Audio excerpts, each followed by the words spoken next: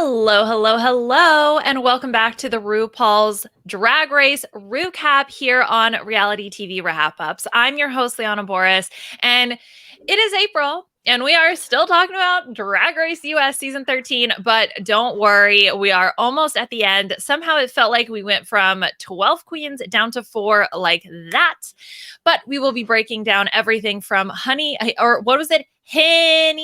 Shrunk the Drag Queens. Yes. So very much looking forward to going through all of that. And I am not alone. We have for you today, of course, our fabulous panel. You just heard his amazing voice. It is Aman Adwin. Aman, how are you?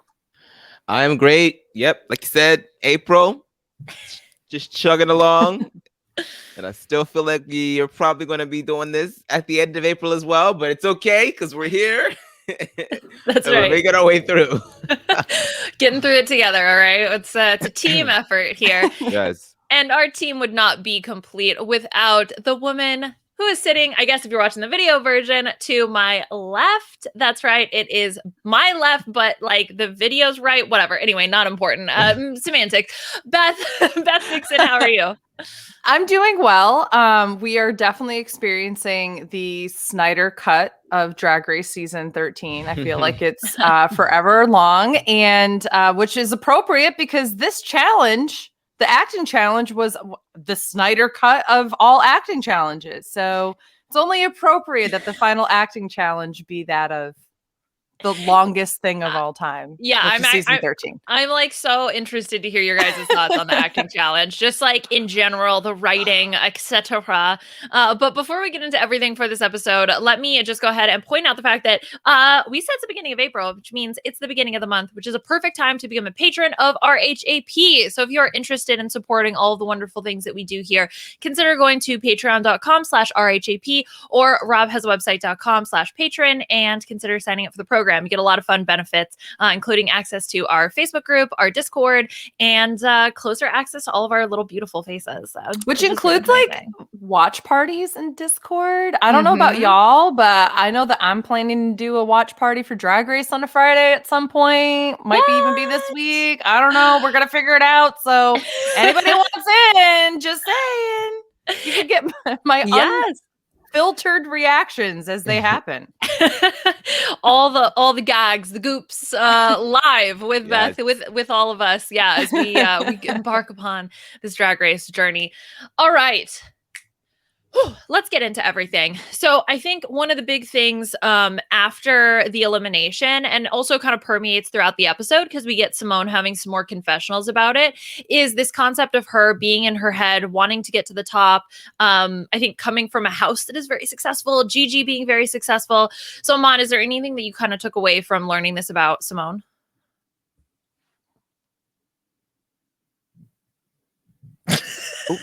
Oh, there you go. Okay, all right. You were frozen, and I thought you were just in deep contemplation of like what Simone is going through. It just everything froze for me. Okay. But it froze on your face in a way that was very like contemplating. Yeah, exactly. You were like, So I was with Liana. I was like, oh, he's really taking a second to think about this. Well, now I feel like I have to have something really substantial to say about this. No pressure, but it better be good. No, I mean, definitely relatable. You know, I mean, when you're coming just off of Gigi's season and she did so well. I mean, she didn't win, but I mean, she did get to the end, and you want to be able to come home and bring home the crown and the flowers to your house and to all of the people that are looking up to you. And also to just be such a front runner throughout the entire competition, getting all of these accolades, all of this praise. It would be annoying to get to the end and then not get the crown. It's like, what did I do all of this for if I couldn't even squeeze out the win in the end? Of course, it's not the healthiest way to think about it because there are so many things that go on in these competitions that you can't necessarily control everything. So, of course, you know, logically, it'd be nice if Simone could just be able to realize that. But of course, when you're in the throes of it all and you've been doing so well and you keep faltering at the end, it's like, damn, like, is this really what I'm about to do to myself? I'm about to shoot myself in the foot at the very end of this competition. So yeah, it would suck. But I also really doubt that like Gigi Good and the rest of those people would be like, yeah, screw Simone. She didn't bring home that crown. Or maybe they would. Maybe it's in a very abusive relationship over there. Who knows? Well, just think about it too. Like Gigi actually had a very similar run to Simone in that she was a front runner for so long and everyone just assumed she was going to win. And then she kind of flamed out at the end of the season 12. And I think a lot of what Simone is feeling is not so much like this, oh, my house demands perfection kind of thing, but more so thinking like, I don't want to have the same legacy as my sister Gigi, who did so well, was a front runner, and then all of a sudden just kind of lost steam. And what going into the finale, people were like, yeah, if Gigi wins, it'd be great, but does she deserve it? I don't think she wants a question of does Simone deserve a crown if she were to get it. I think she wants a definitive win. I mean, we've been talking a lot about like the slow march to the end for Simone, and it seems like we are finally getting these moments of vulnerability. And I haven't quite figured out if this is just the primer for her to lose, or if it's just the vulnerability that we wanted before she wins, because it's looking more and more like I would be over the moon if Simone won. I would love it. I think that she's a great representative of the season. But if Rose takes this crown, I'm gonna be like, I'd be happy for her too. Like I just, you know. Oh yeah. Somebody made a really good image of the Final Four that has like their placements and all that kind of stuff. And it's really interesting to see, you know, you have Simone, who has either been top of the top or bottom of the bottom. It's been very rarely in the middle. And you have someone like Rose, who has just been consistently either top, high, won the challenge, that kind of thing. You have someone like Mick, who has been a couple wins, but more so in the middle area. And then you have Candy, who has had this kind of opposite run, but, you know, is I think represents something that the other three don't. And so this is what I think is like really interesting going into the finale, is this idea of how much do the wins previous to the finale actually matter, or is it only a means of getting to the end, and then it's whatever you do in those last challenges or lip syncs or whatever the case may be. It's so wild to me, because I remember going into the season thinking Simone's gonna win first episode, all right, Simone's gonna win second episode, Simone's gonna okay. But now in retrospect, like looking at where we are and thinking about the Final Four, I mean, Gottmik, Rose, and Simone, I think all have a really good shot at winning the competition. Based on the editing, I have a feeling like where I think it's between really Rose and Simone. I think Gottmik's is this journey of discovery. And even in this episode, we like get hit over the head with this concept of, oh, I didn't even know that I could act. Like maybe I could pursue acting, you know, blah, blah, blah. This like whole growth arc, which does make me feel like it's more on the Rose Simone side. But I did not imagine that I would be at a place where I felt like the finale is so open, and even Candy of all people could possibly, depending on how it's structured, end up stealing a win, which is just like baffling to me. But I'm having time out. What would you all do? No offense to Candy Muse out there, but like if Candy wins this season, I would be shocked. I don't think that's good for her. I'm gonna be honest. I don't think that's good for her. I think she deserves an arc on an All Stars where it's like she comes back and just absolutely murders the competition. It would have to be something like Liana just said. It would have to be something substantial for her to get the win. We're talking like Sasha Velour-esque type deliveries and performances in order to get people on her side. I mean, I love Candy. I've been championing Candy since episode 1. I'm a big fan. I thought she was my winner pick. It's been a journey with her. I would be interested to see if there's anything she can do. Maybe. I mean, we're probably getting a Final Four episode, right? Like, I don't know. She needs one more win, I feel like. And if she's able to get a win in the Final Four, then maybe, because then she will be tied with Gottmik. So, but then she's also been in the bottom twice. But then again, so has Simone. But Simone has 4 wins. It's just, I don't know. It's a whole thing. This is what's interesting. And then Lonnie Love actually tweeted out 4 images where I thought this was absolutely how I view this Final Four, which has Simone for charisma, Gottmik for uniqueness, Candy for nerve, and Rose for talent. And I'm like, that's actually 100% how I feel. I feel like some years, like, we try really hard. Like, even last year, trying to like fit we're like, oh, well, clearly Crystal Method is uniqueness. And, you know, like, we were trying to like figure out where they go. But like, this for me is like the clearest it's ever been for having 4 people who really just shine so well in one of those 4 like categories. And so interesting to see what happens. Do we think it was just they wanted Candy here for TV and that was it? That's the only reason that she's here? Because no, I want to believe that there's more to it. But I mean, when I was looking back at some of the runway looks that she's done, I think she started off so well. But over the past couple of weeks, some of these runways have just been like, "What are you doing, sis?" Yeah. Like, and not to say that the runway should, you know, send her home, but it's just like, yeah, why did she get saved? Why, like, is Olivia going home really the right thing? Since Olivia has a stronger track record than Candy. Also, Candy didn't really have a big role in this. Like, I was so shocked that Candy wanted the role that she chose in this challenge when it was so small. I'm like, well, you wanted this? This is the role that you thought was gonna like save you and get you a win? Like, right. You were barely there. That and the fact that Candy and Simone were fighting over the same role, I was like, wait, why are you fighting? It's like when you like your friends are fighting over this like trash guy, and you're just like, I'm sorry, we don't need no scrub. Like, what are you doing here? Why?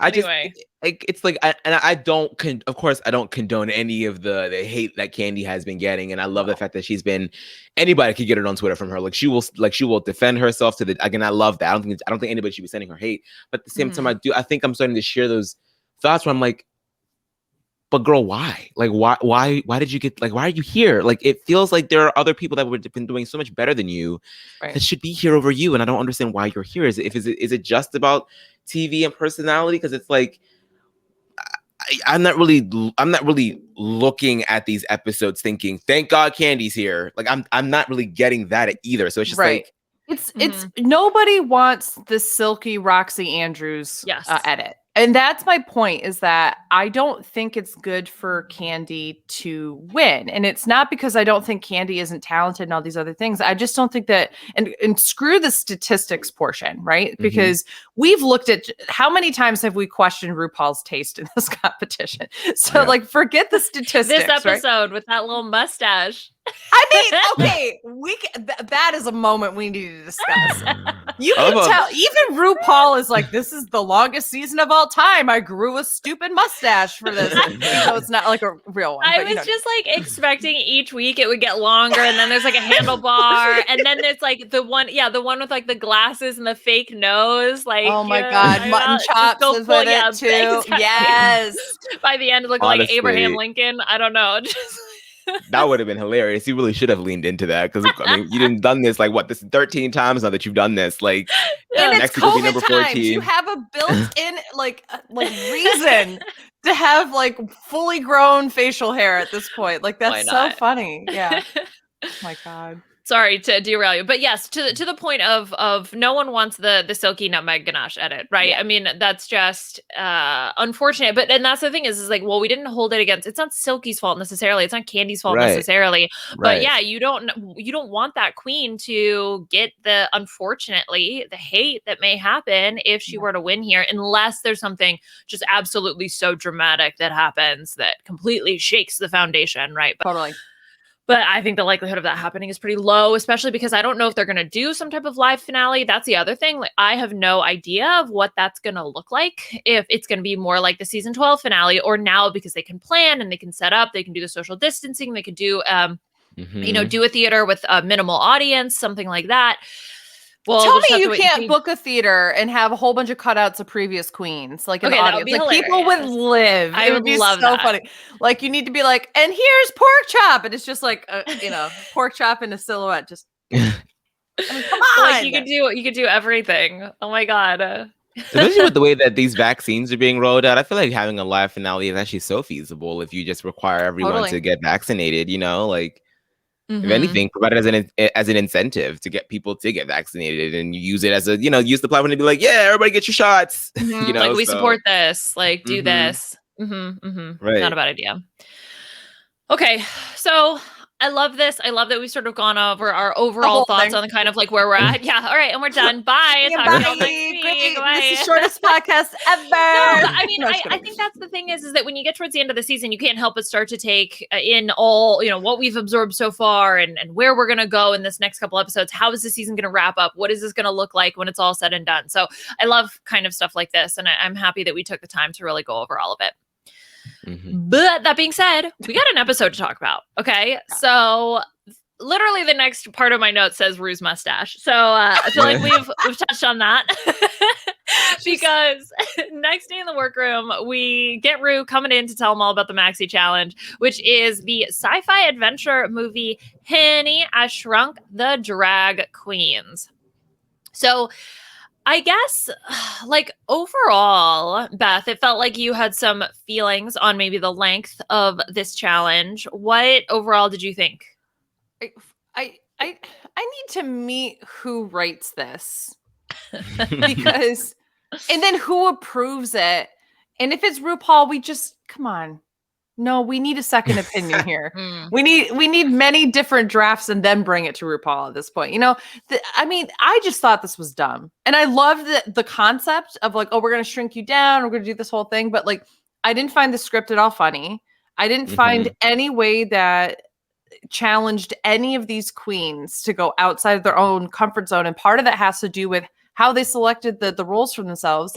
I really wish this had been a situation where it's Final Five, production is choosing the role that you're going to have. And they all had to do something different because all 5 of them played the character they've already played the entirety of the season. That was the question that I had because they were like, Ru said something on that. When you read the script, you'll find out that some of these people might be very familiar. And I couldn't tell at all if there was references to themselves or to past seasons. Like I was like, who is supposed to be who here? Who are the familiar people? I was like, I am such a terrible Drag Race fan. I have no idea what this means.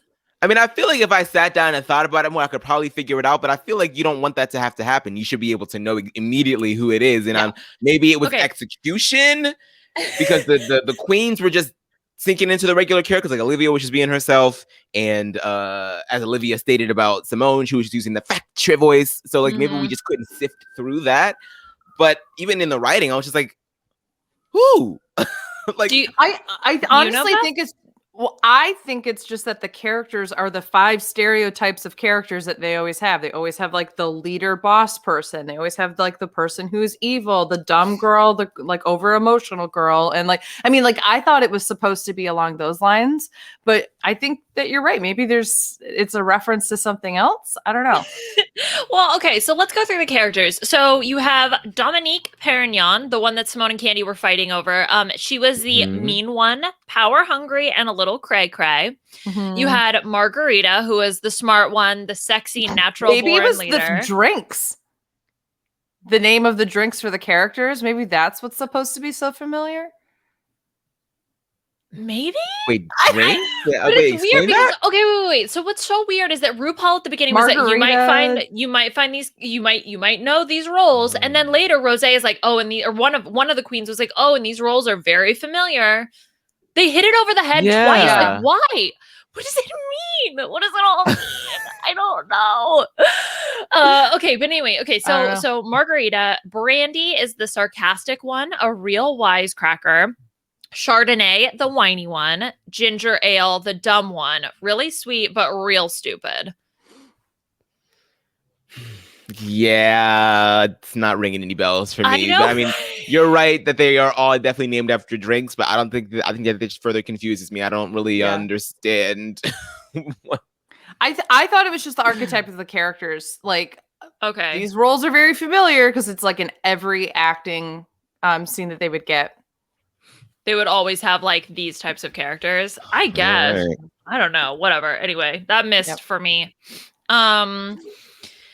Okay, so Dominique Perignon, played by Candy, ultimately, is who takes that role. Margarita is played by Simone. Brandy is Rosé. Chardonnay, Gottmik. Ginger Ale, Olivia. And I think what you guys were bringing up earlier is so incredibly true, that they just played characters they played before. Not gonna lie, Gottmik, as much as I love her and thought she was great in the acting challenge, she was also looked just like what she did for the branding challenge, and was Which doing was sort of that same kind of character. Exactly. And like, here's the thing. It's like she was also Paris Hilton, which wasn't the same look or makeup or anything, but it was the same kind of like, there's a little bit of dumb in there, but like also a little bit of wine. And like, then it's like, she's like morphed through the same kind of characterizations. And the same thing. I mean, literally all of them could be said the same thing. Like Rosé was doing the same stuff that she has done in every single, even when she played Nomi. That's what I thought. It was like the butch gnome, and she's playing the butch sarcastic one. It's just like, okay, Yeah. this is where I really wish that, like, I mean, how great would it have been to see, Mick as the leader and Olivia as the evil one and Candy as the whiny one. And like, I mean, I think this would have been so much more fun if they had changed it around a little bit. It was so funny to see Carson be like, whisper to Michelle, like, oh, she's a great actress, very technical. I'm like, over this? This is what you're like lauding her and applause for? This little corny ass skit? Like, okay, well, just hand me my Oscar then, because I deserve, if Rosé deserves something, I surely do. Shit. Yeah, that gave me flashbacks to when Simone was doing the branding challenge too. It was like, oh, okay, but now we're getting it for Rosé. So now it's more even the playing field between the two of them, because they both get the Carson like a whisper around. Very technical. I'm like, okay. So technical. Yeah, I think I fundamentally have a problem. Like I can go through and I can pick little pieces of the acting challenge I didn't like. I just don't want an acting challenge at Final 5. Bring me a ball, baby. That's what I want to see. Okay. Yeah. I don't know, call me boring or whatever, but I felt like an acting challenge at the Final 5 just felt so out of place for a drag competition. Of course, there's going to be acting and you're going to have to do these skits and yada, yada, yada. But at the end of the day, what is so fundamental about drag? It's the lyrics, it's the performance element of being on stage. And I just feel like a ball encompasses all of that, right? Yeah. So I think that was sort of my fundamental issue here. I was trying to remember back to like, when have we had an acting challenge like this at the Final 5? And I think it was like All Stars 3 when they did it. Oh God, was there really an acting challenge at all? Yeah, and it was when Morgan had come back and they did like my best squirrel friends something wedding thing. No. That wasn't which was the one that was the Sex and the City one that was so bad? Was that season?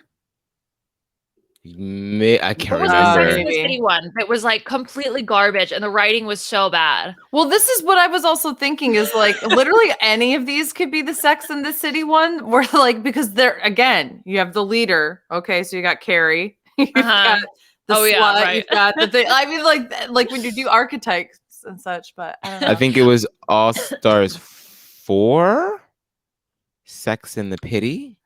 Oh yes, that sounds right. Yes. Oh yeah, that was a stinker. Yeah, that was really garbage. But no, the awful. The one, what was that, a Final 5? It was. I think it was 4. I think it was with. Oh yeah, I guess it would have had to have been at Final 4, right? Yeah. Okay, because my best friends. Wait, hold on. I just had it. My best squirrel friend's drag maid's wedding trip. Yeah. That is a mouthful. That's where they all play the different characters, like La La Land, the Black Swan. Remember, because Morgan was like hissing, whatever is the swan. Like, swans hiss, and they're like, what? She's like, no, they hiss.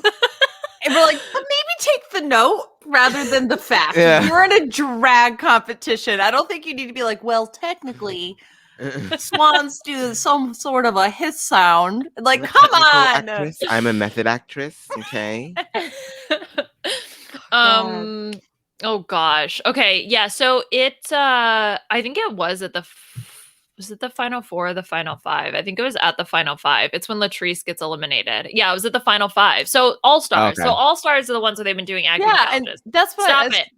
But like, do balls. That's what we're used to for, the normal seasons. Like, to I your don't know. point, I agree. I think also part of it too, and this goes to the length of the actual acting bit, because even Rosé comments on, "Ooh, this is a fat script or a thick script or whatever." That when you only have 5 people, you want to fill that space and fill that time, you have to kind of write a whole thing. When it's early on and you write 3 separate vignettes, then those little skits are smaller and sort of feel like these individual little things, and it doesn't feel so long because, yeah, I mean, the whole idea of like, all right, so they're on the main stage. It's like a real Drag Race, episode. And then all of a sudden, Candy somehow has access to the overhead lighting switch, flips the switch. And then now that somehow ends up shrinking the other 3, but doesn't affect Candy. And then the 4 shrunken drag queens have to try to hit the shade button to reverse the overhead lighting, but end up through Olivia's supreme reading ability, Ginger Ale's reading ability, is able to reverse the shrunkeness. Yes. That's the concept, I think. Did I miss anything? I think you summed it up perfectly. It just... The only thing that I liked about this was the little moments that were like Easter eggs. That was like, there's Dela's lipstick and there's India Farah's breastplate and stuff like that. But I was just like, you could have made this so much better and more concise, and it would have been great. Yeah, it did run very long. I felt like I was like, okay, can we get to the end, please? Can we just get to the judging and the deliberation? And I don't think that we really need for Drag Race to have like the most wittiest comedy ever. No. But I also don't feel like we need to have stuff like this either. Like, why can't there be a happy medium where we get some like good jokes in it? Because I feel like sometimes it does happen. I feel like sometimes these scripts are pretty funny and I'm sitting there laughing out loud. And then sometimes we just get such major duds. And I'm like, this is COVID. Like, I know y'all ain't doing nothing else. Like, y'all had time to sit down Do y'all have read TikTok? through this. You could come up with a billion great ideas just from watching TikTok for like 30 minutes. Like, come on. You could write something better. And I also think, like, to your point, Aman, if we're in a pandemic and that's when you're making this, you can't tell me there's not something a little bit more relatable to what's happening in the real world that you could make a joke out of. Honey, I Shrunk the Kids. Like, you can do that any year. You should do something that's like, okay, final 5. If we're going to do an acting challenge, let's have it do like an acting challenge within the concept of like what we're dealing with right now. Because it's so different than any other year. You can absolutely make it funny and hysterical. One of the things I liked that I didn't think I would like is them before the rehearsal and everything, when they were trying to plan out what they were going to wear, because this whole thing was shot on a green screen.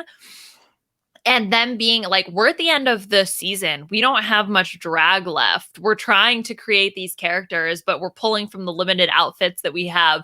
For some reason, that conflict of, oh, is this butch enough? Oh, but it's green. I liked that. It felt very much like seeing the queens in their element, having to go through the complications of the confines of the challenge. I actually really liked everything about this episode except for 2 parts. 1, the whole skit, not my favorite. And 2, the Scarlett Johansson cameo that felt very out of place. It felt very stilted. You can tell she was like, I'm here. I guess I'm supposed to do something with you guys. Hi. It feels like they got all these big names that otherwise would have said no if they had to actually come up to the set because of scheduling or whatever. But when you can just get them in their homes to get like a quick cameo, they're like, yeah, might as well. All you gotta do is sit there in front of your computer for like 5 minutes. And then we did get to see Colin as well. He's so cute. Ugh, I know, right? Him. See, I don't think he's the funniest person, so I'm just kind of like, meh, whatever. Like, I like Michael Che better than him I like their whatever. The Weekend Update. Oh my God. Side note, I saw somebody tweet. So obviously within the context of, stopping Asian and Pacific Islander hate and that kind of thing, a lot of people have been called out in Hollywood for playing roles that are, they're white actors or actresses and such. And obviously Scarlett Johansson gets pulled into that because she, has appropriated that. And somebody posted a picture of Colin and Scarlett from Drag Race and said, my favorite interracial couple. I was just like, oh my God. Oh my gosh. And so like that's the thing is that even though ScarJo said, oh, and I've wanted to come and blah blah blah or whatever, it didn't feel as genuine as Anne Hathaway. Bring back Anne Hathaway. Yeah. Yeah. No, she was like, oh, I love this show. And blah, blah, blah. I was like, okay, you love the show. Name a queen. Like, yeah. I don't believe That's you. That's not Angela or Latrice. Yeah. There you go. And then, it also felt weird to sort of, there was the Black Widow references. And then I think maybe it was during rehearsal when they were doing the climbing up the rope or something. It was like, this is how Black Widow does it. Maybe they thought that because I think Black Widow was supposed to come out around just now. Maybe they were trying to get a little cross promotion, but then Disney Plus went ahead and pushed it back further. So maybe it was just they ended up having to edit things out. I'm gonna hold on to that fan theory. That's if I'm gonna take away anything from the podcast today, it's the fact that this was supposed to set up the trailer release. Yes, because it was supposed to come out for so long. It was supposed to be like in November of 2020. Then it got pushed back to like March, and now obviously it didn't happen now. And it's supposed to be April. Now it's in May. Like it's just like never coming. Now it's July. Yeah. It's like crazy. It's crazy. Just give me the movie. Sorry, I'm a huge Marvel fan, so I like that. Like, don't you guys have it? Come on, just let me have it. Just let me have it. Okay. The other thing I wanna talk about before we start going through all the queens and like their individual performances and their outfits and yada yada yada is the concept of in the workroom before they do the runway, we get more of Simone talking about, comparisons to Gigi, blah, blah, blah. I feel like we've kind of addressed that. But the other thing that I thought was super interesting was Rosé talking about the reason why she was holding back and why she was maybe felt a little bit more cold. And she said, and I quote, because the fans might turn against me, which we talked about this a little bit with Utica and this concept of, obviously wanting to be culturally appreciative and not appropriate. But this almost felt a little bit just more in general of Rosé being super conscious of how fans may receive her and wanting to feel like she is being so self-edited or editing herself to the point where she's no longer letting us get to know her. And I do feel like that has mimicked her journey of, a little bit at the beginning, we knew she was a perfectionist, really good, very technical when she entered the workroom. But now, especially now, she just feels so much more loosey-goosey, having a grand old time, just chilling, living her best life. I feel like part of that has to be her success and her track record. Yep. Girl hasn't lip-synced since the beginning and has now won 3 challenges. That has to feel good. Yeah, definitely. And it's nice that they are still, because I feel like we've had multiple conversations this season about like fans and how they make these drag queens feel on and off set and everything. And so I'm glad that we are getting to see a little bit more of an insight of like the meta of Drag Race, because the fans, as we said, can be very vicious. And it's crazy to me that somebody like Rosé, who doesn't seem like she's, now that we're beginning to see a little bit more of her personality, it doesn't seem like she is someone that I would not like. If anything, I remember at the beginning of the season, but like during the preseason, I was like, I'm not really feeling her. I'm not really inspired by her because she seems so reserved and cut off. And we were right. She was, because she wasn't allowing herself to be her. And it's like, so why would you want to hide any of that? Because none of the stuff that you are doing now makes me annoy you. If anything, I just want to know more. Now, maybe she is really an undercover bitch and diva. Maybe there's some horror stories that we don't know about. Maybe. But I feel like if that were actually the case, Drag Race fans would have found that out a long time ago anyway. So, it's interesting. Yeah, it would have came out in the preseason for sure. Yeah, like that we would have known all the tea before we even cared to know the tea. So we got Nancy Drews on the case. All right, we don't miss. Okay. Is there anything else you guys want to address before we start going through? So I was thinking we could do is I'm going to pull up the runway looks, but we can also talk about their individual performances in the challenge kind of at the same time. But before we do that, is there anything else y'all want to talk about while I get this set up? No? No.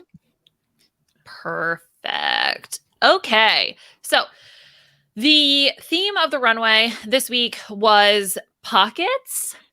So can I just say, when it first came out, I wasn't paying attention to what the theme was. And so Simone comes out and they go, what? And someone from the other room was like, Beth, what's the theme? And I went, zippers.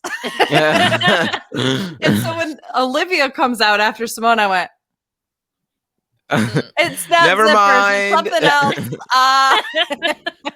else. Still figuring it out. Yeah, get back to me. Yeah.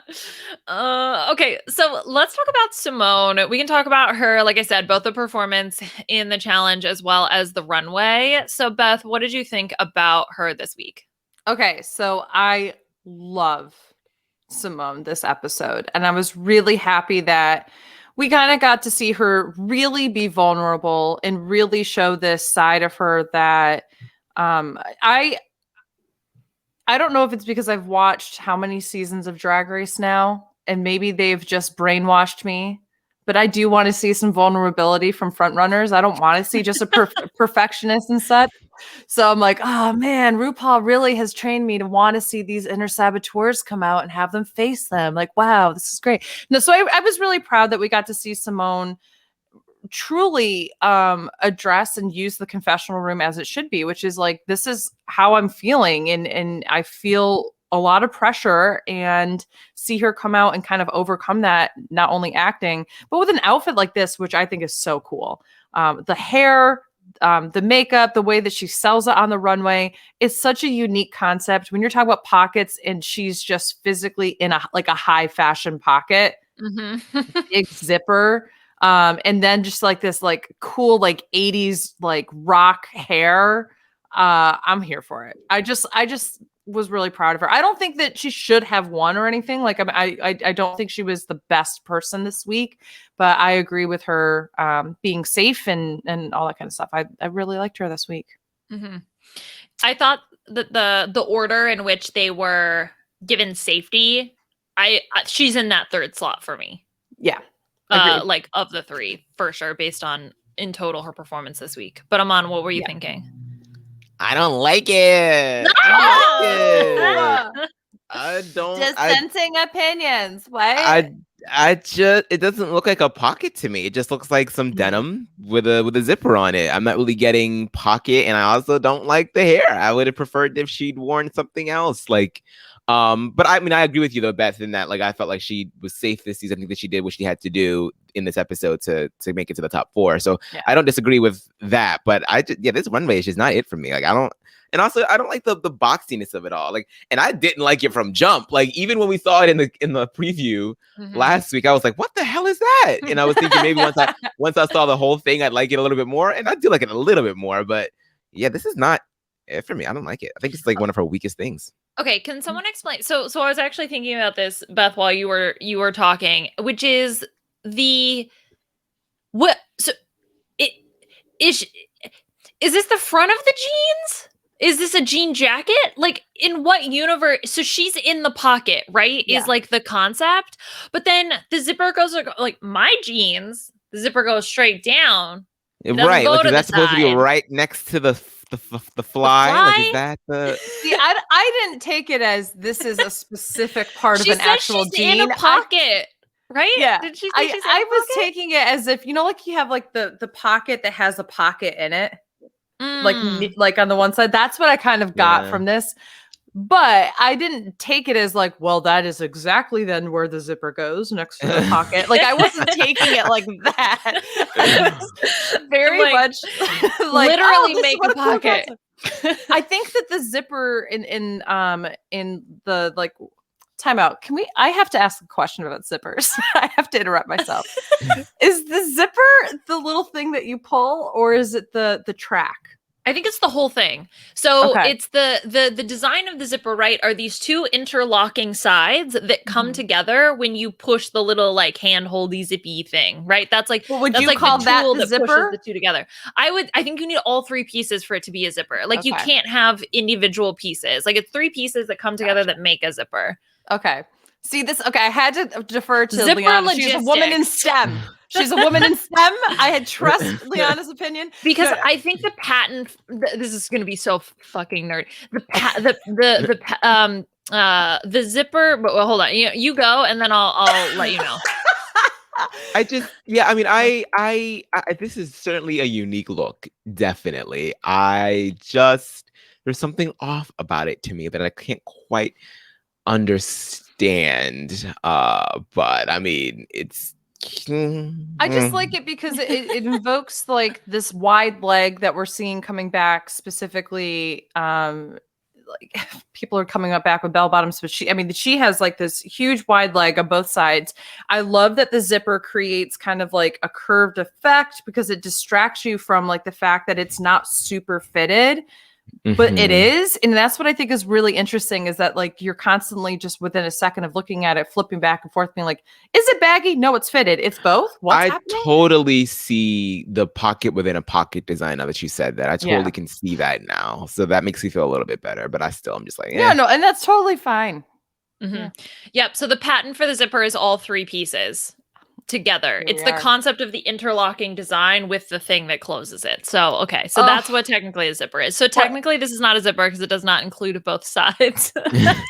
That's why the theme, Beth, was pockets, not zipper. Duh. Obviously. Could you imagine if I had said it's zippers and then one of my friends was like, technically it doesn't have the other track, so therefore it's not a zipper. Definitely something that Michelle Visage would say. Like she'd be like, so where's the other part of the zipper?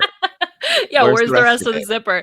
This would have been cute if it had been a makeover challenge and then it was the two of them and then they could zip together. How adorable would that be? All the way. Okay, I'm sorry. If you were going to be on Drag Race in the future and you were listening to this podcast right now, first of all, become a patron first because that'd be great when you're on. But secondly, it would be even better if you were able to do that for some kind of makeover or twin challenge. Thank you very much. Bye. Yeah. And goodbye.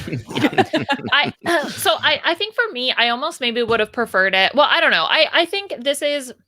I love the concept. I love the idea of the look, but I do kind of agree with Aman. There's something about the execution that just feels a little, I don't know, maybe it's unfinished. Maybe it's, I don't know. There's just something to it that just definitely feels a little bit off. The hair does really not match at all whatsoever, but I like the hair separately. I just feel like maybe then on the garment, put some type of red, orange embellishment. I guess maybe the zipper is supposed to be that color, but at least in the lights that we see, it doesn't quite come across that way, but I like it overall. Simone clearly said, y'all have suffered too much with red, white, and yellow. Let me torture you. I'm going to torture you just a little bit, but I'm not going to tie it in anywhere else, lest you think I am Tina Burner. Tina Burner does not own flames. Or whatever. Okay. So the other thing about Simone for the acting challenge, and one of you mentioned it, but the whole flag factor voice, and even I think Olivia clocked it too Olivia clocked it in the rehearsal. Oh well, Simone's just doing that same voice that she does. This okay. All of the confessionals were queens calling out other queens for things they all do. I'm like, you are all like pots calling the kettle black at this point. Yeah. Like Olivia saying that when she fully was just doing this voice again, and Candy doing it when she was just like, blah, blah, blah, blah, blah. I mean, it's like you all did it. Yeah, no, they all, I mean, that's the thing is that they were all doing it, because when Olivia said that, I said, okay, but Olivia, you're doing it. And then, Gottmik calls out Olivia, and then, so it's sort of this circle of everybody calling each other out for doing the same thing. But yeah. Do you think the producers were mad that they chose roles that they all clearly had already played, or were they like, this is a perfect way to create drama? I don't know what they expected. Yeah, because I felt like the only contention was Candy and Simone, and everybody else is just happy to take whatever they were going to take. So it's just like, I don't know. Very weird. I don't know.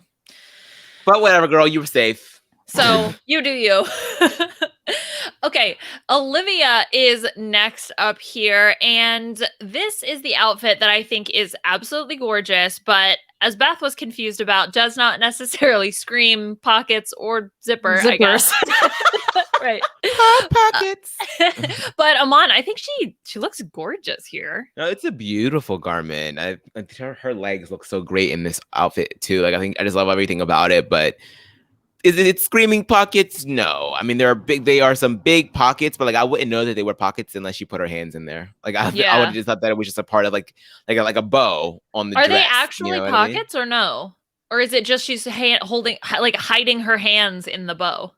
It definitely seems like it just could be hiding her hands in the bow, but I mean, they could also be pockets. Like I mean, what's the patent for the pocket? Like, as you can, how many? If you can hide your hand. We are literally turning into a seamstress 101 kind of class here. Like, if you are interested in learning a little bit more about fashion, we're not the people to talk about. Not that. And yeah, I mean, I think that for the acting challenge, it was more of the same, and she couldn't really seem to break out of that. And I don't know why she would go for this particular part when she just got scolded in the roast for doing this. Like like what was going through your brain that you thought that this is going to be a good idea? You totally should have been fighting for the role that Candy and Simone were fighting for. Totally should have been. I don't know if it's this idea of, well, it's too late to take risks. I want to do something I know I'm good at. But literally the last week you got told off for doing this. So that should tell you that it doesn't matter. Maybe she thought that Candy was going to go home. I mean, because if I'm Olivia and I'm thinking about the wins that I have, I'm definitely like, oh well, there's a chance that I could end up in the bottom again, but Candy for sure has to go now, right? Like I have 2 wins, she only has 1. She's been in the bottom twice. She was technically already eliminated once, right? Right. So... like she's got they're not going to let her in the final 4, right? Like I would thinking the same thing. So maybe you're right. Maybe she was just like, you know what? I'm just not going to take that big of a risk because I know that I'm probably going to stay, and then her ass went home. Yeah, like I'll just beat her in a lip sync challenge. I don't know, whatever. I do feel a little bit, and this is with Olivia in Untucked after receiving some of the critiques. I feel like sometimes she doesn't quite listen. She doesn't quite actually hear and process the critiques that she's receiving and learn how to change and turn that into something. And I think that's probably something that comes with age, comes with maturity. She's very young and is, hasn't been doing drag for all that long. And I would love to see her back possibly on an all-star season, because I think, like a lot of the queens said, she has a lot to learn, even though she's already stunning. I mean, she looks freaking gorgeous here. The makeup, the garment, the hair, everything flawless. But from that perspective of this taking critiques, learning how to apply them, and then changing, I think that's something that she'll learn if she has not learned already. Yeah, right. It's exactly how I feel about Olivia. I think that she's an incredibly talented queen. She came out here and just defied expectations that even her own peers had for her. And I don't know if I necessarily 100% jump on what the other queens were saying with Olivia, which is like, yeah, you're talking about wanting to like explore, and exploration's great, but that isn't what a winner should be. Like they all kind of like jumped on. Oh yeah, that was weird. I was just like, I kind of feel like the person who wins is typically the one that maybe has explored the most in some circumstances, who has kind of found other ways to unlock who they are. Not everybody comes on the show and is a Bianca Del Rio who's just already the full package to win, right? So many of the people who have been on the show and have like overcome things and have pushed boundaries and such that they didn't even realize. And then in the same stroke, you're going to have Gottmik say like, I didn't know I could be a stand-up comedian, and I didn't know I can act, and all that stuff. And like, no one's saying the same thing about Mick. So what's happening here? So yeah. But I don't know. I thought she looked gorgeous. I love her in like this like white platinum blonde kind of like wigs and such. And the color scheme, the makeup and the hair, well, that's the color of the hair, reminded me a little bit of when she did like that kind of like Beethoven outfit, Mozart outfit kind of thing, like earlier in the competition. So when she came out, I obviously was like, oh my God, this is stunning, but I don't know if it meets pockets, and I don't know Like it's not something I'm blown away that she's wearing because it's not like shocking me. Right. Yeah. I mean, the whole meme of, oh, I love your dress. Thanks. It has pockets. Like, that's me. I'm that girl. And I would love a dress like this where all of a sudden I can be like, and it's got pockets. So I don't know if that's maybe what she was going for, but she didn't really convey that on the runway because that's like a very specific, like, I know what that looks like as someone who's done that before. So it really doesn't meet the requirements of the challenge for me, even though she does look gorgeous. So that's anyway. Also, I need a drag queen sometime to make that a part of like their characterization sometime in a sketch or on a runway or something like that. Because what? And the amount, pockets? Yes, the amount of like women's clothes that don't have pockets or appropriate, like I need people to make suit jackets with pockets in them for women, because I'm sorry, I don't want to carry around a wristlet or something at events. I want to be able to like put in my cell phone and like a list of all the people who are working, and like have all that stuff when I'm working and put them in a pocket, and instead of carrying them around all the time. Oh, the thing though I hate the most are the fake out pockets. The pockets that look like they're pockets. Yeah, they're not those pockets. are crazy. It's just rude. It's just like, why do it? I spent $80 thinking I was going to pull apart a thread and there'd be a real pocket there, and it's not. No pockets. Women don't have things. It's like I feel like it took more effort to like fake the pocket than just make the pocket. Right?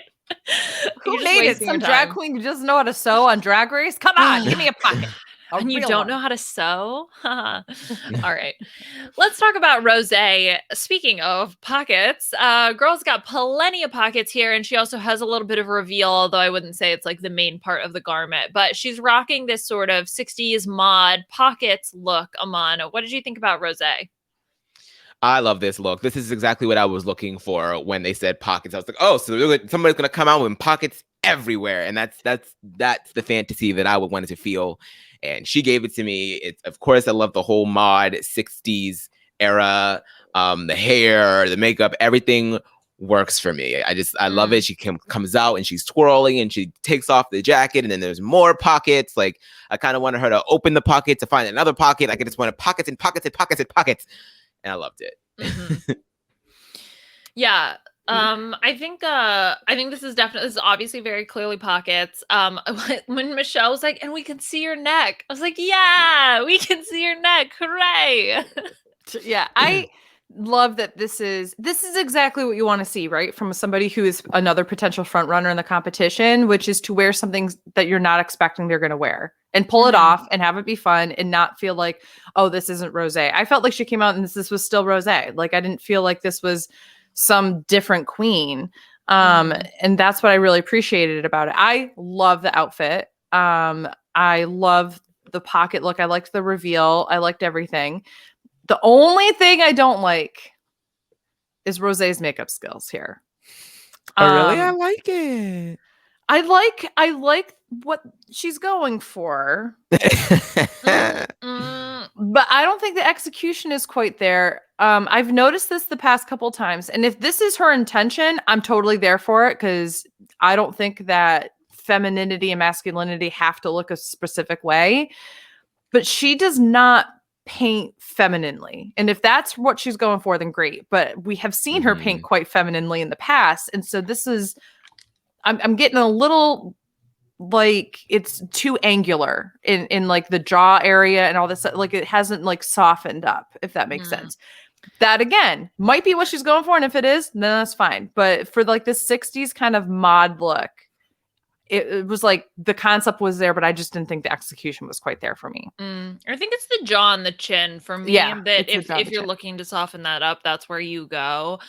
But, I mean, I think also part of it is just knowing that Rosé is like, has such masculine, like heavy brow features to do. Like, the fact that then when you transform, she can do that, I think is really impressive. And I think part of that also would be you have to be able to distract people a little bit then, if that's not what you're going for. And she has nothing underneath her eyes. So like doing something here would like bring people's like eyes up a little bit farther.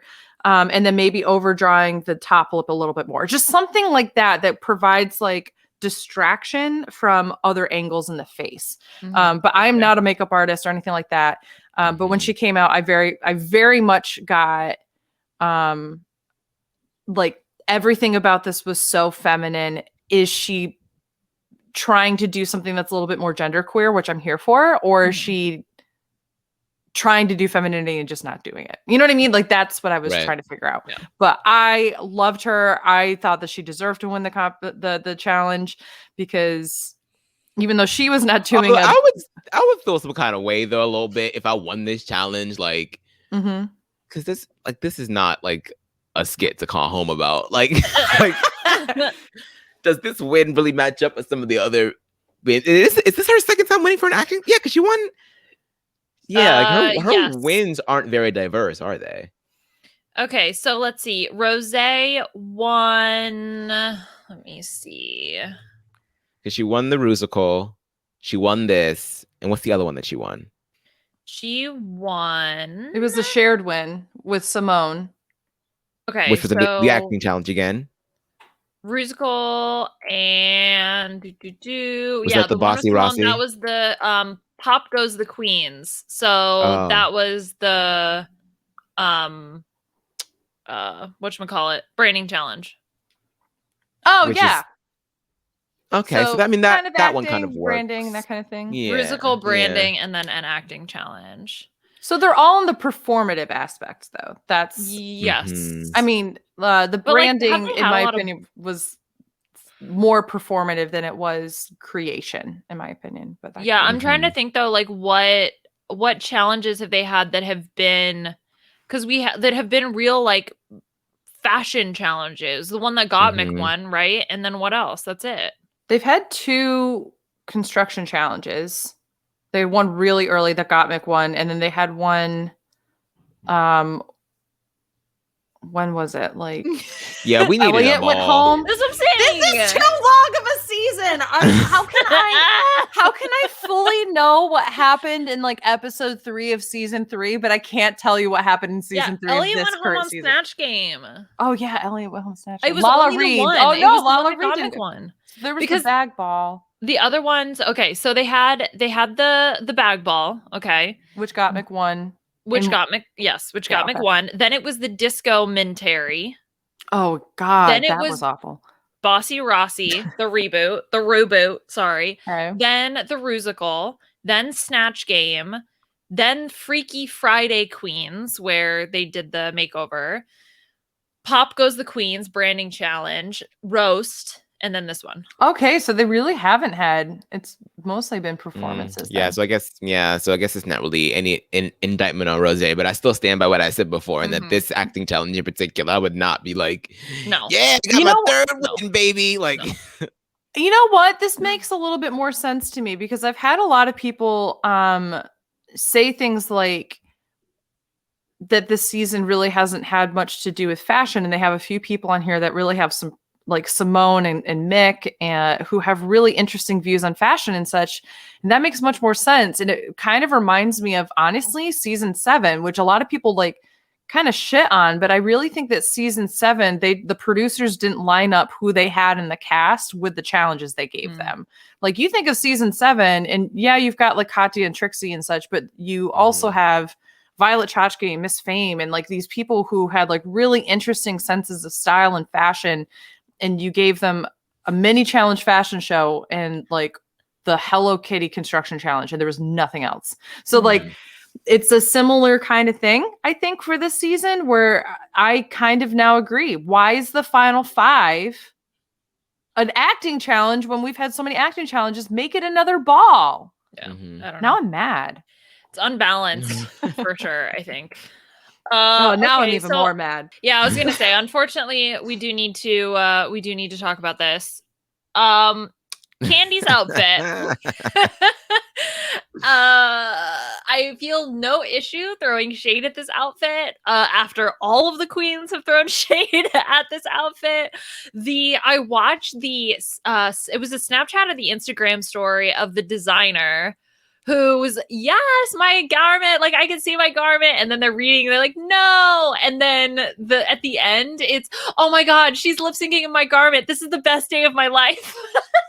So it was very much a roller coaster. The designer ultimately, I think, was like, anyway, it was so funny. Oh my god, So that's so embarrassing. Oh yeah, I know. This is the best day of my life. Because That to no. me is if you're Candy and the designer is cheering that you're wearing your outfit while It's the you're lip lip sync. syncing. Oh my god, yay! Best day alive! It's such an honor. Because this thing is it's so bad. It's so ugly. It's very ugly. And the thing is that even if it was ugly but it was flattering to her, then fine. It's like just even like flattering on her. It's just I feel like the pockets are everywhere, yet I still can't see them because I don't understand what's going on with all of the gaps and everything. It's just like, what am I looking at?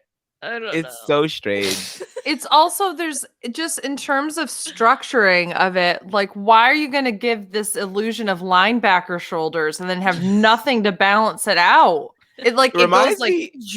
It reminds me of those things that teachers would use, like in kindergarten, when they're like teaching you how to use sentences and like fix words and stuff like that. I'm like, that's what I was getting calculator pockets in the front of the classroom. Or that as well. That as well. Yep.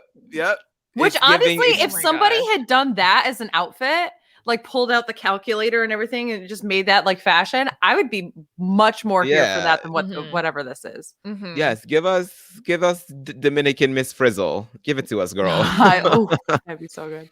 I don't even know. And then to talk about her performance in the acting challenge, I don't know why she wanted this role so bad. She wasn't really even in it. And then when she was in it, she was acting by herself, which I feel like that could be a detriment because you're not getting to play off of the other people that you're acting with. So you don't get to have their vibe. Like, yeah, you get to be by yourself. So focus is completely on you, but you kind of miss out on that fun interaction element, which gives your depth and your character depth. And it just, I didn't understand. She's somebody that I feel like really depends on the energy that of people giving her. So I completely agree with that, Liana. Like she's somebody that's very reactive and proactive with her conversations, right? So she would do really well in a scene with other people, whereas someone like Simone could be by herself and do that role and be fine. So like I actually, from the moment that they were arguing about it, I'm just sitting there thinking like, Candy, you have already gotten like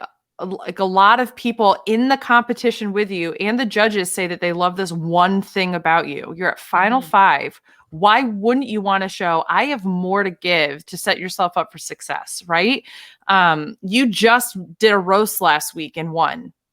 So why do you want to be the evil person again? Like, I don't understand Candy's thinking here. And I don't understand, like, Simone was the only one. I know I'm harping on this, but like Simone was the only one who said, oh, I want to try to do something different, and then settled into something else. Then she comes out in this, and I'm just kind of like, I didn't see you act at all. Actually, no, that's not true. I saw you act like a lot. Like I could see her thinking like, I need to act how evil I am. Like Candy, if you had just like been yourself, it would have been even better. But like you were trying to act like yourself, which was what made it even more of a disconnect for me. Yeah, you could see it on her face. Yeah.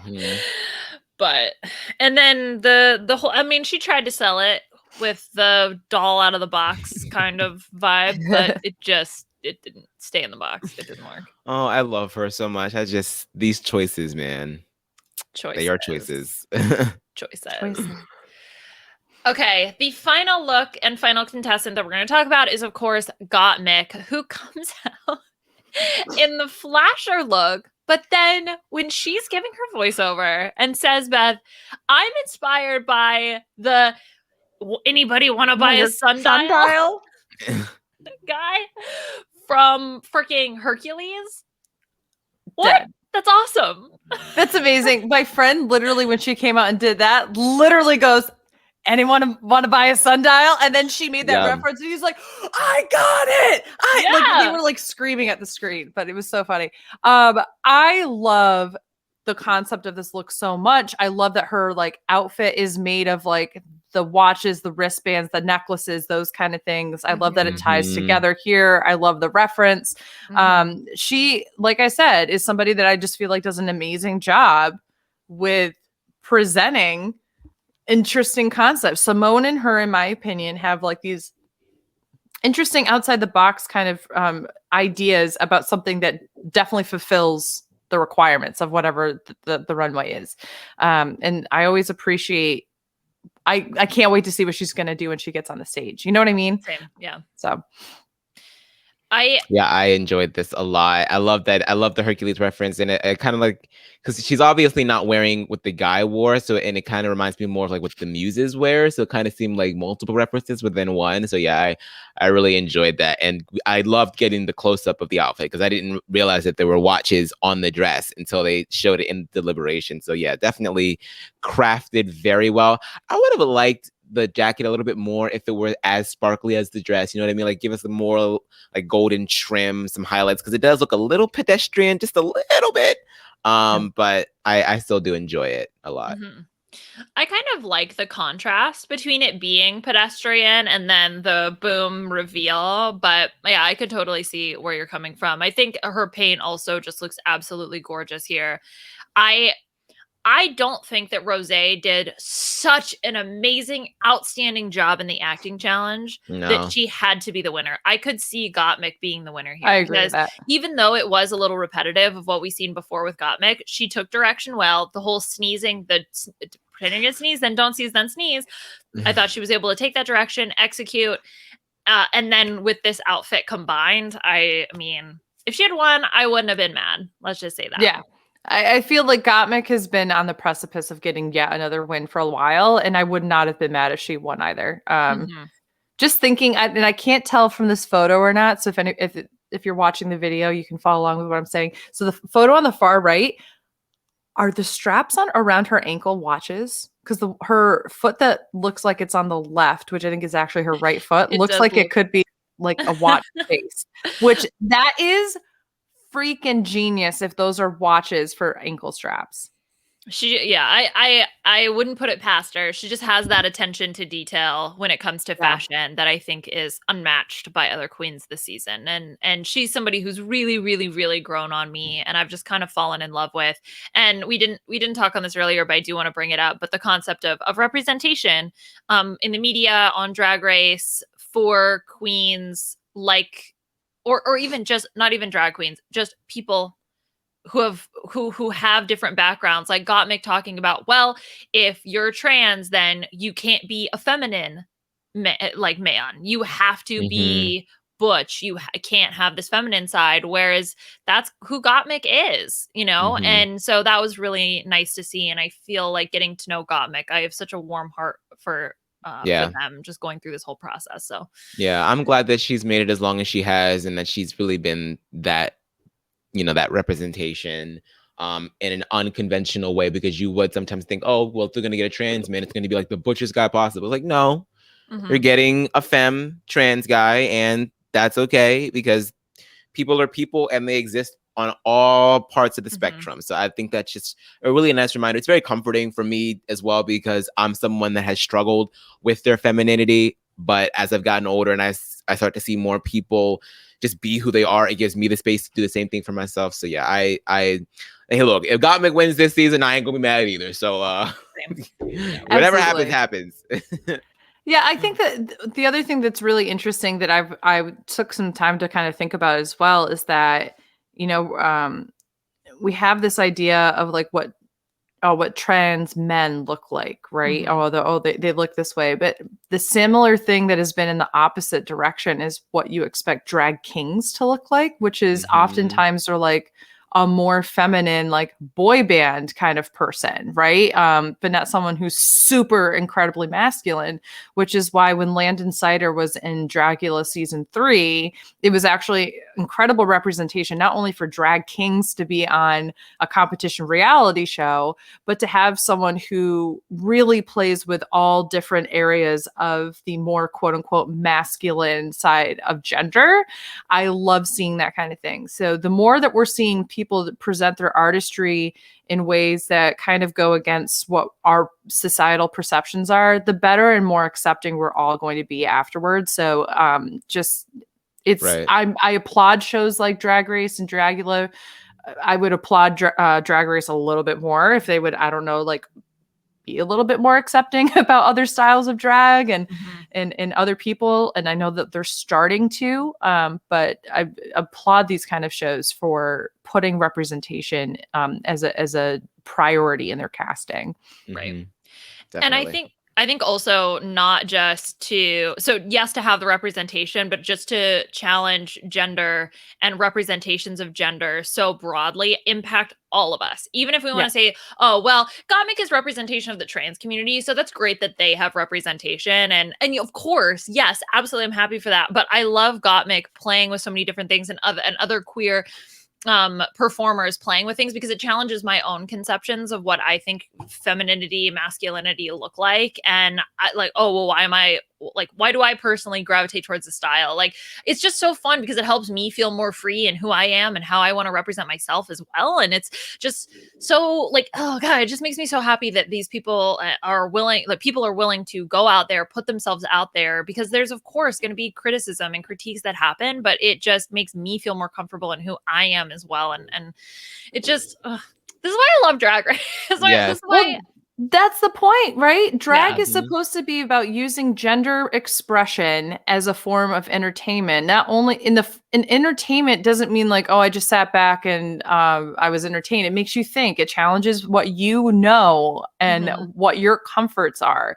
And because Drag Race has had more size diversity than I've ever seen women, for example, have in television, especially in reality shows, and has had more racial diversity, who has had conversations about what it's like to be queer and growing up in America, and has talked openly about intersectionality of marginalized identities. These things have only helped me recognize my areas of privilege, and it's also helped me as a bigger woman who didn't understand her, how I fell on. I knew I was queer. I just didn't know how. Like, this show has really helped me over the past, 7 years since I've been watching it, really helped me hone in like, oh, okay, I see this represented there. I can reflect on how I connect with this. And now I have a better sense of like how I can go out into the world and express that, if that makes sense. So I really do think that someone like Gottmik is not a tokenizing character, thank goodness, on the show, but is someone who's been able to come out here, be their genuine selves, share that with the world, and I think is making a huge difference to many, many people out there. Absolutely. I love you guys. I love you. You guys. Okay, that's the looks that we have. Now there's one other look that I pulled because when I saw this, I laughed out loud. And this was Utica's look for the pockets that she wanted to go with. The cows.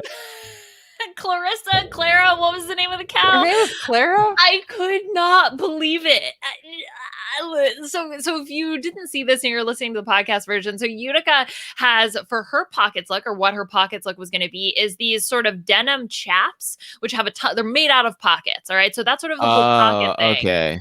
But the whole theme of the outfit is cow. She's got a cow handkerchief and these cow-ish, devilish, I guess, horns. I don't even know. Oh my god! The first thing I saw was the cow print, and I was like, oh, the psychic was right. The psychic was right.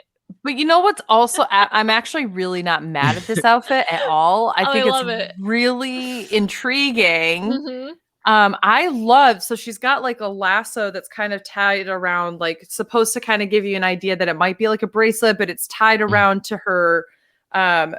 Basically, it's kind of like a belt around where her waist is, and these like tightly coiled things. Like that's so cool to me. Yeah, it's very versatile. Yeah. Yeah. I hate the hair. That's about it.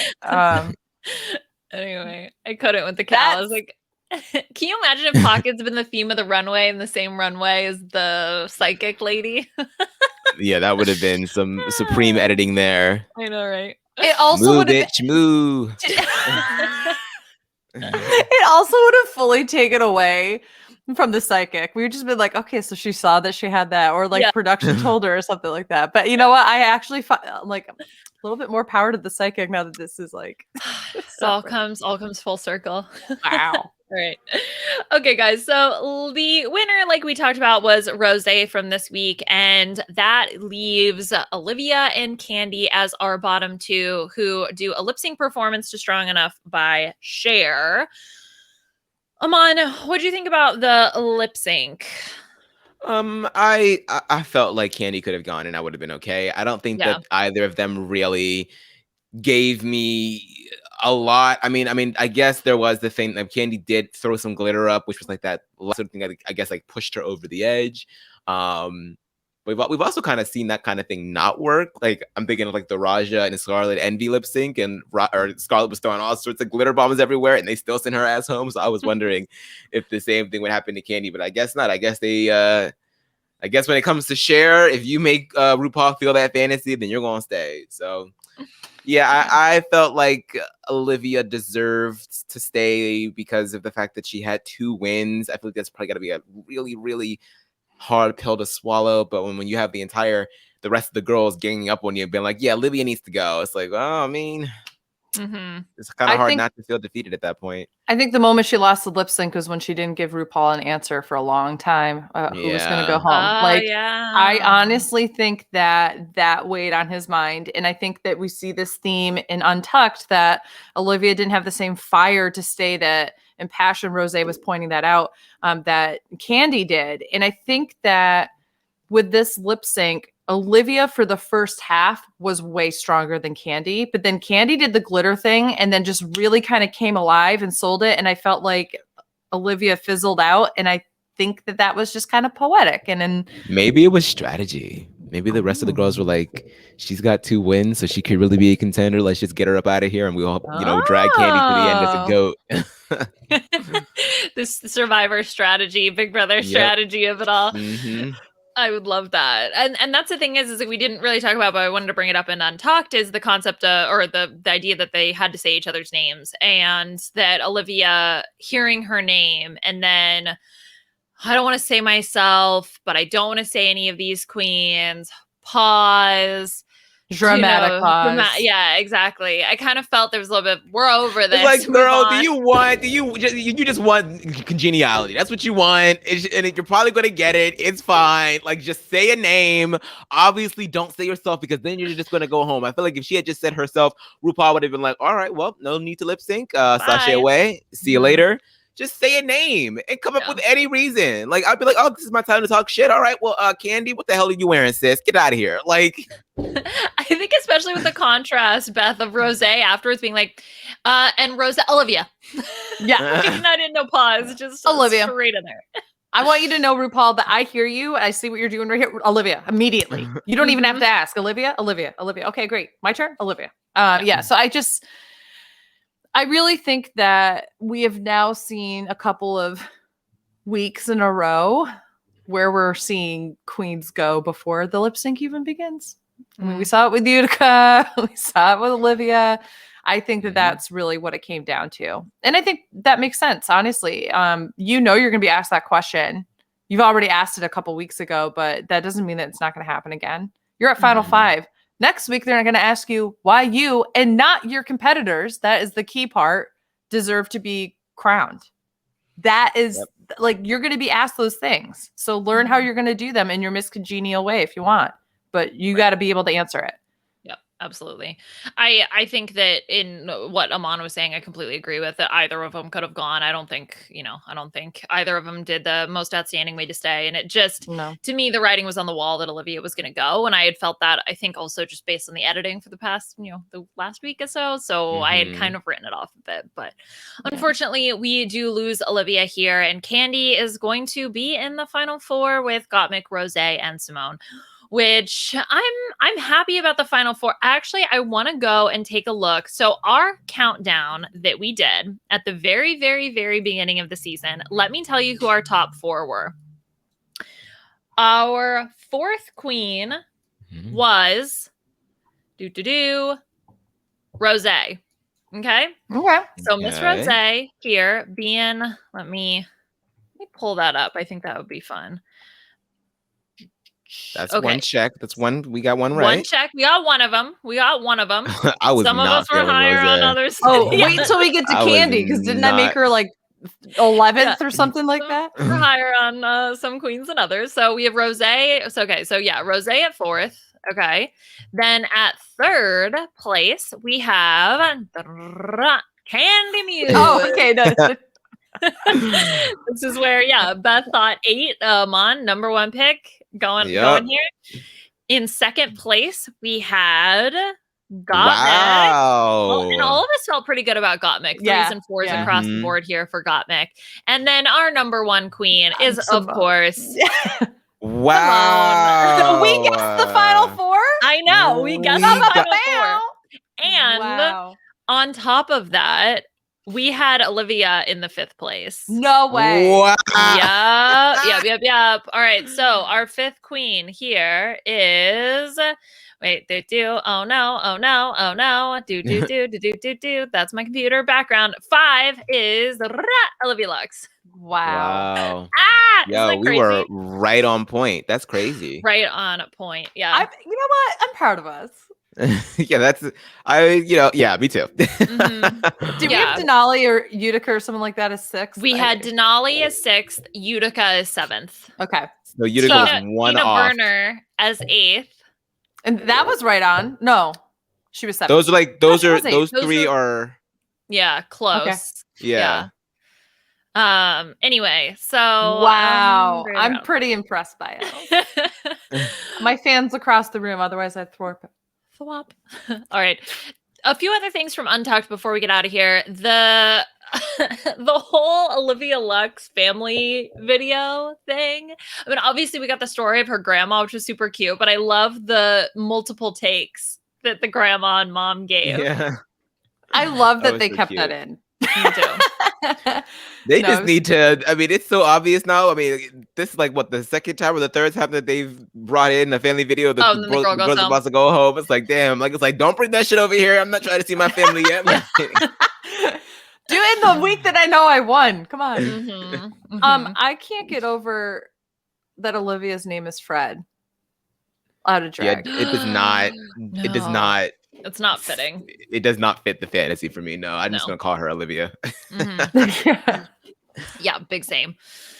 And then the other thing from Untalked is, Candy's panic attack filling up most of the content, because I do want to talk about that for a second, because I saw a lot of people kind of coming for Candy and being like, oh wow, like just trying to live up more of the drama factor, and I was like, I'm sorry.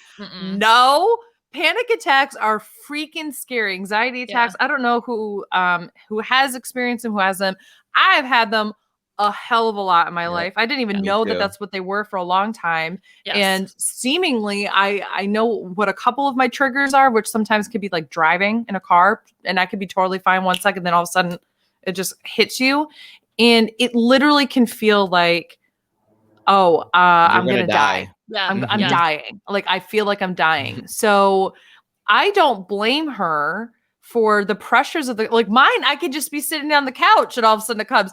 Never mind, I'm in a really high stress competition that I think is going to potentially set up the rest of my career, that millions of people are going to watch and come at me and on Twitter. Like, yeah. In the middle of a Pantene conditioner. No, yeah, exactly.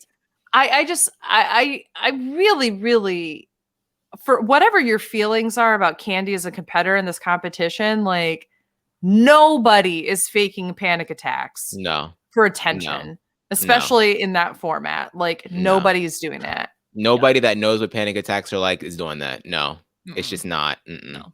And you can't fake, like, I don't know if y'all saw this, but at one point they showed her pulse at like 170. And I'm like, I've been there with that is like, you are working out. You can't fake that. You can't just get yourself worked up like that without having something going on. So just like, I don't know, just if you're listening and you were one of those people, like, come on.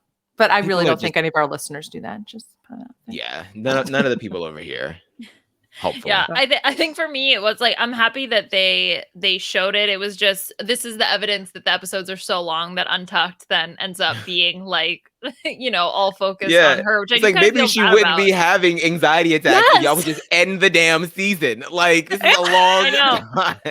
I know. And with cameras in her face while she's trying to get her vitals checked by the I medics. know, it's like, Cynthia damn. Revo just coming over and being like, "How are you doing? Do you want to breathe? Just breathe with me. You're doing good." Which, okay, I need to talk about Cynthia Revo for a second. I'm obsessed with her. I love her so much. I love her so much. I've loved her Yeah, she's from uber Broadway talented. and everything. I So mean, she talented. is so amazing. The fact that she got to go backstage, which my favorite part about all this stuff, right, is that they have her way across. She's still got PPE on, all that kind of stuff, right? And they go, and then she's like a foot away from Candy, being like, "Are you okay?" It's one of my favorite things about it. But like, what a queen for her just to be like, not only taking the time. I love when the guest judges do that when they go and they talk with the girls backstage, but then like spending some genuine time when they're trying to usher her away to be like, "Are you okay? Like, do you need to breathe?" All those different kinds of things. And then side note, Candy was almost just not given the clear to lip sync medically. She tweeted about that. And imagine that has to also feed into a panic attack like you wouldn't believe. Because like when you're having a panic attack, you can tell yourself, "Okay, I need to calm down." Like logically, I know I need to calm down and whatever. And it doesn't do anything. Imagine being told you're going to be in the bottom two. I mean, that you're going to be in the bottom two, and you might not medically be able to try to save yourself in this competition. We might have to tell you to stop. Like that's only going to exacerbate it even more. So I just, my heart really went out to Candy with all of that. Made it through it. Yeah, 100%. And I thought she handled it really well, to be honest with you. Like she just, you could tell that she was just trying to do what she needed to do, calm down and get it done. And it was the perfect song. I mean, yes, girl, you are strong enough. yeah, exactly. So. Okay, so we are here. We are at the final four, and next week we are going into the penultimate episode, at least for the regular content that's not the reunion. And the queens are going to be performing to RuPaul's new song, Lucky. So I'm looking forward to that. I've come to really appreciate these final four challenges for the performance of it all, and I'm looking forward to it. And then hopefully we'll get an indication of what the finale is actually going to look like, if we're going to get a reunion and all of that jazz. So that's where we stand going into next week. Yes, yeah. Okay. All right. Thank you, everyone, for listening along the way. And thank you to Beth and Aman, of course, for coming through this magical journey with us. Beth, where can people find you on social media, and what are you up to?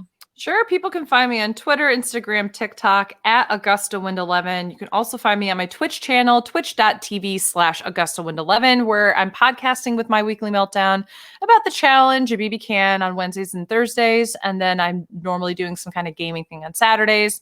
And I've also launched a new podcast this past week, Hot Mess Moments with Beth and Dylan, which also stars my good friend 8-Bit Dylan. And we are covering and doing a rewatch of The Nanny and Lost, two shows that make no sense together. But that's what makes us a hot mess. So please feel free to tune in, especially if you notice that The Nanny just came on HBO Max this past week and you want to go on a ride and rewatch it. All right, great. And Aman, what about you? Where can people find you on social media? What else are you up to? Find me at Aman Adwin on Twitter and on Twitch, where I read some Harry Potter with Frail Mary on Wednesday. It was really fun. Definitely want to have her back. Of course, I'm still doing all of the stuff with Bryce over on his show, and my podcast with Matt. The Choir Room is still going strong, so check out all that stuff. And yep. Yay, amazing.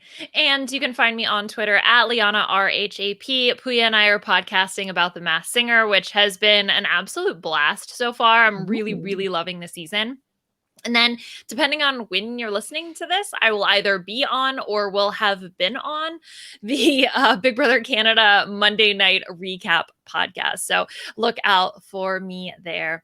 All right. Thank you, everyone, for joining us along the way. Like I said at the beginning of the show, Patreon, woo, woo, woo, Patreon. And leave your star ratings and reviews for us. Rob has a website.com/Drag Race. Thank you, Scott, for all of your work behind the scenes. And we will talk to y'all soon. Bye.